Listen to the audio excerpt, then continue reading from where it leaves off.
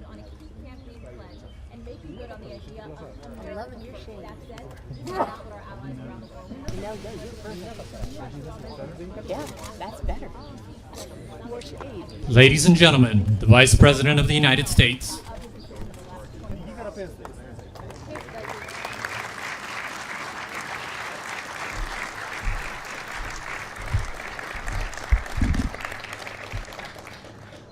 Good afternoon. Secretary Mnuchin, Secretary Ross, EPA Administrator Scott Pruitt, members of Congress, distinguished guests, on behalf of the First Family, welcome to the White House.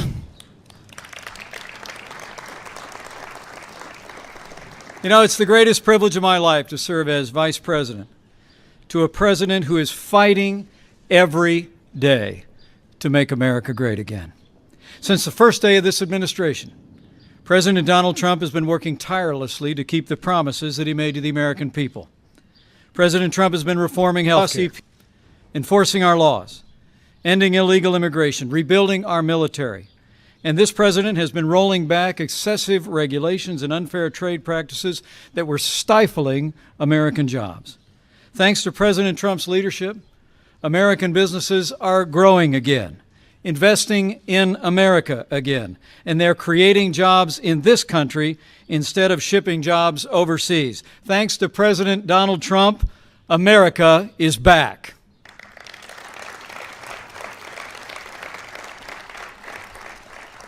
And just last week, we all witnessed the bold leadership of an American president on the world stage, putting America first.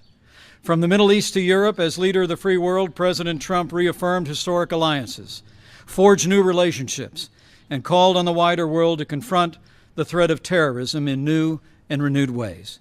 And by the action the President will announce today, the American people and the wider world will see once again. Our President is choosing to put American jobs and American consumers first. Our President is choosing to put American energy and American industry first. And by his action today, President Donald Trump is choosing to put the forgotten men and women of America first. So with gratitude for his leadership and admiration for his unwavering commitment to the American people, it is now my high honor and distinct privilege to introduce to all of you the President of the United States of America, President Donald Trump.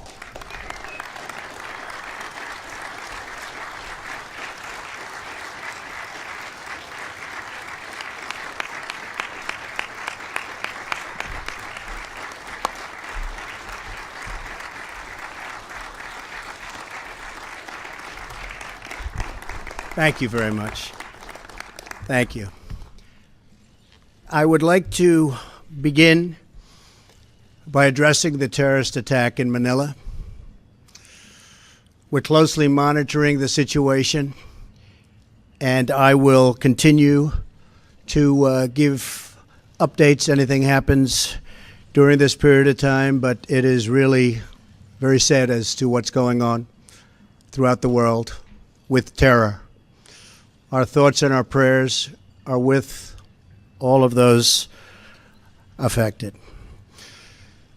Before we discuss the Paris Accord, I'd like to begin with an update on our tremendous, absolutely tremendous economic progress since Election Day on November 8th. The economy is starting to come back, and very, very rapidly.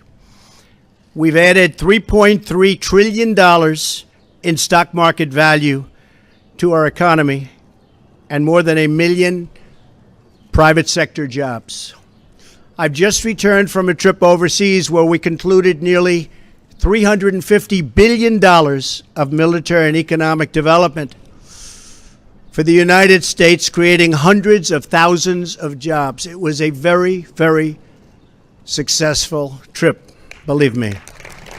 Thank you. Thank you. In my meetings at the G7, we have taken historic steps to demand fair and reciprocal trade that gives Americans a level playing field against other nations. We're also working very hard for peace in the Middle East and perhaps even peace between the Israelis and the Palestinians. Our attacks on terrorism are greatly stepped up, and you see that. You see it all over. From the previous administration, including getting many other countries to make major contributions to the fight against terror. Big contributions are being made by countries that weren't doing so much in the form of contribution.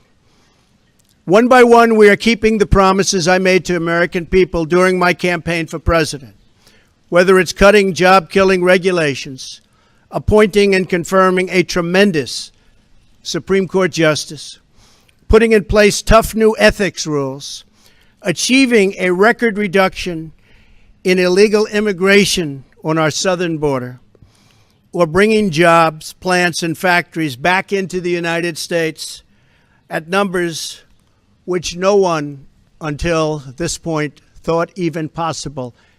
And believe me, we've just begun. The fruits of our labor will be seen very shortly, even more so. On these issues and so many more, we're following through on our commitments, and I don't want anything to get in our way. I am fighting every day for the great people of this country. Therefore, in order to fulfill my solemn duty to protect America and its citizens, the United States will withdraw from the Paris Climate Accord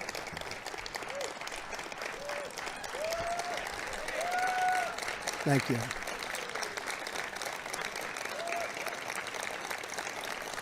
Thank you. But begin negotiations to re-enter either the Paris Accord or in really entirely new transaction on terms that are fair to the United States, its businesses, its workers, its people, its taxpayers. So we're getting out, but we will start to negotiate, and we will see if we can make a deal that's fair. And if we can, that's great. And if we can't, that's fine. As president, I can put no other consideration before the well-being of American citizens. The Paris Climate Accord is simply the latest example of Washington entering into an agreement that disadvantages the United States to the exclusive benefit of other countries, leaving American workers, who I love, and taxpayers to absorb the cost in terms of lost jobs, lower wages, shuttered factories, and vastly diminished economic production. Thus, as of today, the United States will cease all implementation of the non-binding Paris Accord and the draconian financial and economic burdens the agreement imposes on our country. This includes ending the implementation of the nationally determined contribution and, very importantly, the Green Climate Fund, which is costing the United States a vast fortune. Compliance with the terms of the Paris Accord and the onerous energy restrictions that is placed on the United States could cost America as much as 2.7 million lost jobs by 2025, according to the National Economic Research Associates. This includes 440,000 fewer manufacturing jobs, not what we need. Believe me, this is not what we need. Including automobile jobs and the further decimation of vital American industries on which countless communities rely. They rely for so much, and we would be giving them so little. According to the same study, by 2040, compliance with the commitments put into place by the previous administration would cut production for the following sectors: paper down 12%, cement down 23%, iron and steel down 38%, coal, and I happen to love the coal miners, down 86%, natural gas down 31%. The cost to the economy at this time would be close to $3 trillion in lost GDP and 6.5 million industrial jobs, while households would have $7,000 less income, and in many cases, much worse than that. Not only does this deal subject our citizens to harsh economic restrictions, it fails to live up to our environmental ideals. As someone who cares deeply about the environment, which I do, I cannot in good conscience support a deal that punishes the United States, which is what it does. The world's leader in environmental protection, while imposing no meaningful obligations on the world's leading polluters. For example, under the agreement, China will be able to increase these emissions by a staggering number of years, 13. They can do whatever they want for 13 years, not us. India makes its participation contingent on receiving billions and billions and billions of dollars in foreign aid from developed countries. There are many other examples, but the bottom line is that the Paris Accord is very unfair at the highest level to the United States. Further, while the current agreement effectively blocks the development of clean coal in America, which it does, and the mines are starting to open up. We're having a big opening in 2 weeks. Pennsylvania, Ohio, West Virginia, so many places. A big opening of a brand new mine. It's unheard of. For many, many years, that hasn't happened. They asked me if I'd go. I'm going to try. China will be allowed to build hundreds of additional coal plants. So we can't build the plants, but they can, according to this agreement. India will be allowed to double its coal production by 2020. Think of it. India can double their coal production. We're supposed to get rid of ours. Even Europe is allowed to continue construction of coal plants. In short, the agreement doesn't eliminate coal jobs. It just transfers those jobs out of America and the United States and ships them to foreign countries. This agreement is less about the climate and more about other countries gaining a financial advantage over the United States. The rest of the world applauded when we signed the Paris Agreement. They went wild. They were so happy. For the simple reason that it put our country, the United States of America, which we all love, at a very, very big economic disadvantage. A cynic would say the obvious reason for economic competitors and their wish to see us remain in the agreement is so that we continue to suffer this self-inflicted major economic wound. We would find it very hard to compete with other countries from other parts of the world. We have among the most abundant energy reserves on the planet, sufficient to lift millions of America's poorest workers out of poverty. Yet under this agreement, we are effectively putting these reserves under lock and key, taking away the great wealth of our nation. It's great wealth. It's phenomenal wealth. Not so long ago, we had no idea we had such wealth, and leaving millions and millions of families trapped in poverty and joblessness. The agreement is a massive redistribution of United States wealth to other countries. At 1% growth, renewable sources of energy can meet some of our domestic demand. But at 3 or 4% growth, which I expect, we need all forms of available American energy, or our country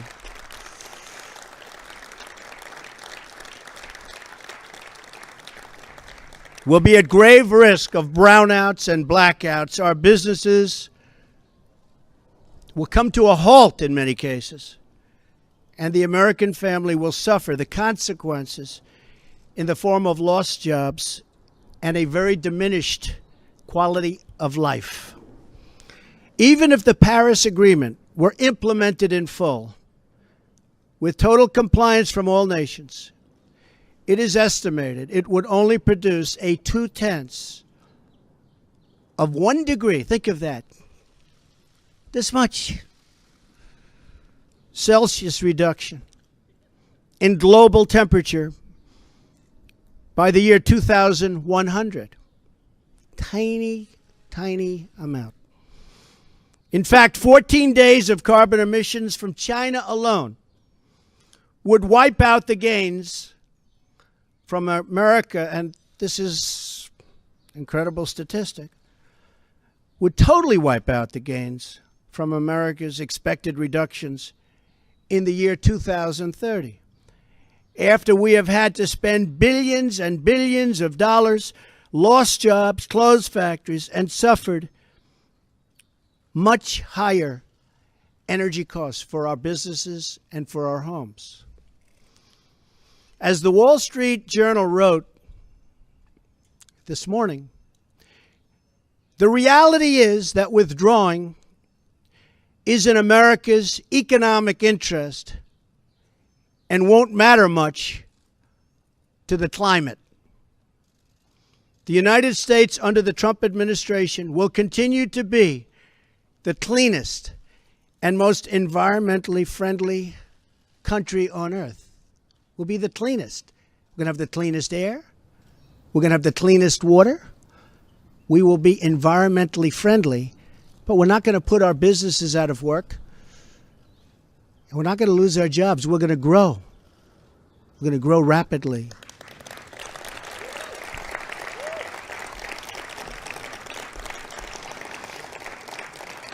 And I think you just read, it just came out minutes ago, the Small Business Report. Small businesses, as of just now, are booming, hiring people, one of the best reports they've seen in many years. I'm willing to immediately work with Democratic leaders to either negotiate our way back into Paris under the terms that are fair to the United States and its workers, or to negotiate a new deal that protects our country and its taxpayers.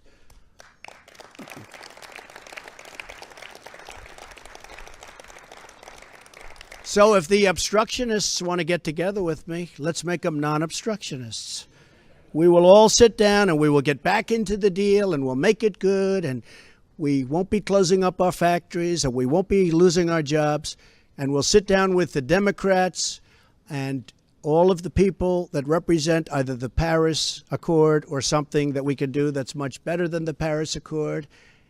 And I think the people of our country will be thrilled, and I think then the people of the world will be thrilled. But until we do that, we're out of the agreement. I will work to ensure that America remains the world's leader on environmental issues, but under a framework that is fair and where the burdens and responsibilities are equally shared among the many nations all around the world. No responsible leader can put the workers and the people of their country at this debilitating and tremendous disadvantage. The fact that the Paris deal hamstrings the United States while empowering some of the world's top polluting countries should dispel any doubt as to the real reason why foreign lobbyists wish to keep our magnificent country tied up and bound down by this agreement.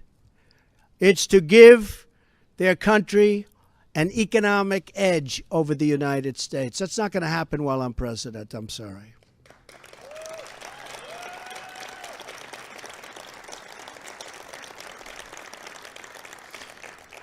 My job as president is to do everything within my power to give America a level playing field and to create the economic, regulatory, and tax structures that make America the most prosperous and productive country on earth, and with the highest standard of living and the highest standard of environmental protection. Our tax bill is moving along in Congress, and I believe it's doing very well. I think a lot of people will be very pleasantly surprised. The Republicans are working very, very hard. We'd love to have support from the Democrats, but we may have to go it alone, but it's going very well. The Paris Agreement handicaps the United States economy in order to win praise from the very foreign capitals and global activists that have long sought to gain wealth at our country's expense. They don't put America first. I do, and I always will.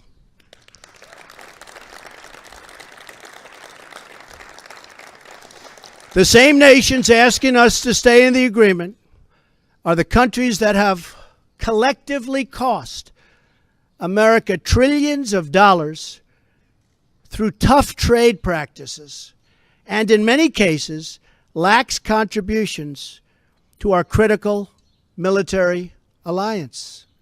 You see what's happening. It's pretty obvious to those that want to keep an open mind. At what point does America get demeaned? At what point do they start laughing at us as a country?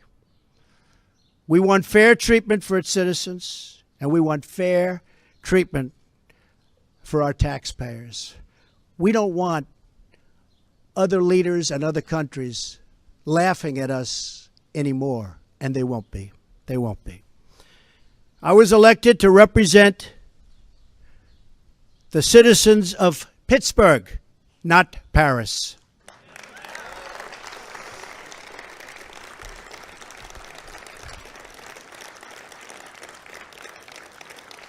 I promised I would exit or renegotiate any deal which fails to serve America's interests.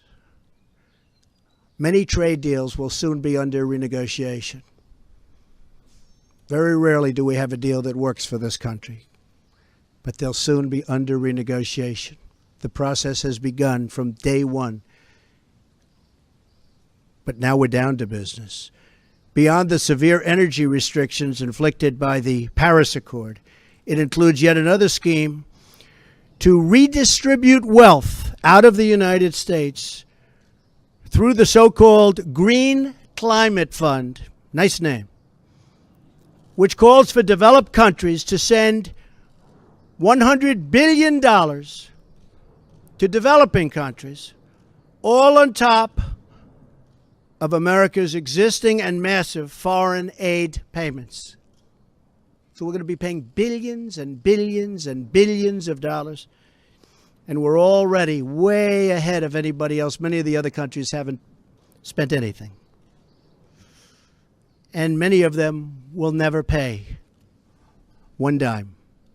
The Green Fund would likely obligate the United States to commit potentially tens of billions of dollars, of which the United States has already handed over $1 billion. Nobody else is even close. Most of them haven't even paid anything, including funds raided out of America's budget for the war against terrorism. That's where they came. Believe me, they didn't come from me. They came just before I came into office. Not good. And not good the way they took the money. In 2015, the United Nations, departing top climate officials, reportedly described the $100 billion per year as peanuts and stated that the $100 billion is the tail that wags the dog. In 2015, the Green Climate Fund's executive director reportedly stated that estimated funding needed would increase to $450 billion per year after 2020, and nobody even knows where the money is going to. Nobody's been able to say, where is it going to? Of course, the world's top polluters have no affirmative obligations under the Green Fund, which we terminate. America is $20 trillion in debt. Cash-strapped cities cannot hire enough police officers or fix vital infrastructure. Millions of our citizens are out of work, and yet, under the Paris Accord, billions of dollars that ought to be invested right here in America will be sent to the very countries that have taken our factories and our jobs away from us. So think of that. There are serious legal and constitutional issues as well. Foreign leaders in Europe, Asia, and across the world should not have more to say with respect to the U.S. economy than our own citizens and their elected representatives. Thus, our withdrawal from the agreement represents a reassertion of America's sovereignty.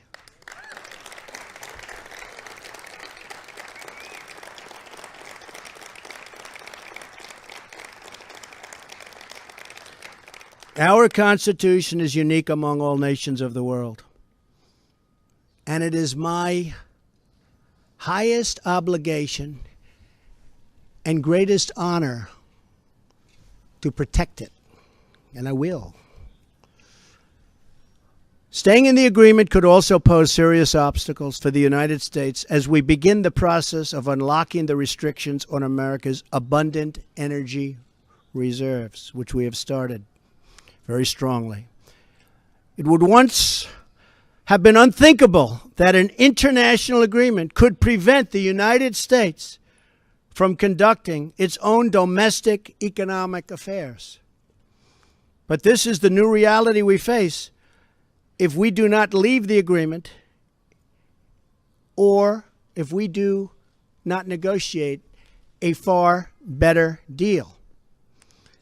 The risks grow as historically these agreements only tend to become more and more ambitious over time. In other words, the Paris framework is just a starting point, as bad as it is, not an end point. And exiting the agreement protects the United States from future intrusions on the United States' sovereignty and massive future legal liability. Believe me, we have massive legal liability if we stay in. As president, I have one obligation, and that obligation is to the American people. The Paris Accord would undermine our economy, hamstring our workers, weaken our sovereignty, impose unacceptable legal risk, and put us at a permanent disadvantage to the other countries of the world. It is time to exit the Paris Accord.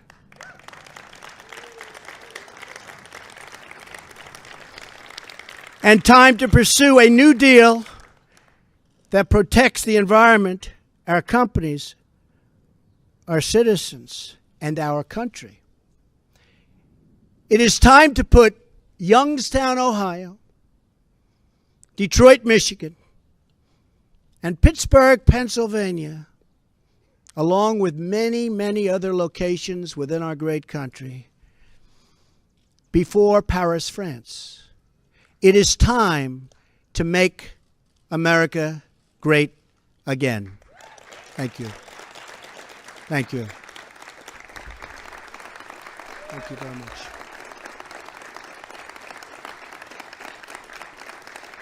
Thank you. Thank you very much.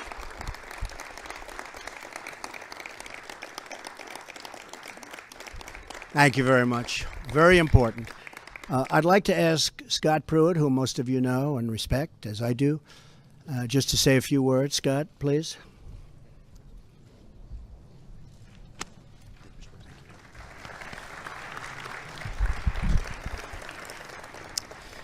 Thank you, Mr. President. Your decision today to exit the Paris Accord reflects your unflinching commitment to put America first. And by exiting, you're fulfilling yet one more campaign promise to the American people. Please know that I'm thankful for your fortitude, your courage, and your steadfastness as you serve and lead our country. America finally has a leader who answers only to the people, not to the special interests who have had their way for way too long. In everything you do, Mr. President, you're fighting for the forgotten men and women across this country. You're a champion for the hardworking citizens all across this land who just want a government that listens to them and represents their interest. You have promised to put America first in all that you do. And you've done that in any number of ways, from trade to national security to protecting our border to right-sizing Washington, D.C. And today you've put America first with regard to international agreements and the environment. This is an historic restoration of American economic independence, one that will benefit the working class, the working poor, and working people of all stripes. With this action, you have declared that the people are rulers of this country once again. And it should be noted that we as a nation do it better than anyone in the world in striking the balance between growing our economy, growing jobs, while also being a good steward of our environment. We owe no apologies to other nations for our environmental stewardship. After all, before the Paris Accord was ever signed, America had reduced its CO2 footprint to levels from the early 1990s. In fact, between the years 2000 and 2014, the United States reduced its carbon emissions by 18+%. And this was accomplished not through government mandate,